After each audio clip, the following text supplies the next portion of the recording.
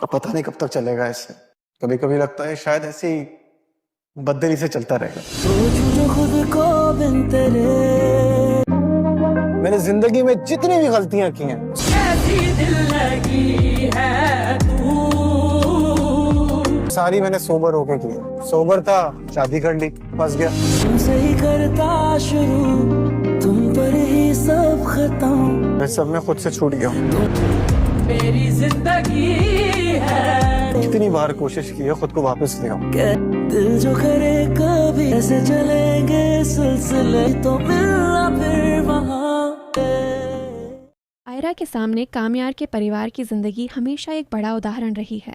उसे यह महसूस होता है कि वह वैसा नहीं बनना चाहती जैसा कामयार या उसके माता पिता हैं।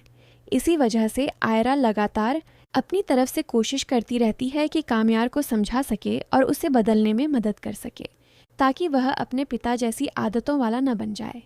कामयार ने अब ऑफिस भी जाना शुरू कर दिया है और जैसे ही वह ऑफिस के लिए निकलता है, आयरा अपने प्यार और देखभाल का इजहार करते हुए उसके लिए चाय बनाकर लेकर आती है।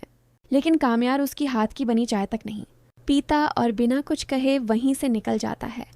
आयरा को यह बहुत बुरा लगता है, क्योंकि वह अपनी पूरी कोशिश कर रही होती है कि कामयार को मनाया जाए और रिश्ते में दरार को कम किया जा सके, लेकिन कामयार उसे माफ़ नहीं कर पा रहा होता। कामयार की आदतें भी अब बदलती नहीं दिखती। वह अक्सर देर से घर लौटता है और अपने दोस्तों के बीच उसी पुराने अंदाज में अपनी बात करता रहता है। वह खुद भी परेशान होता है, क्योंकि उसे यह एहसास है कि उसने शादी कर ली है और अब वह किसी तरह के फंसे हुए हालात में है।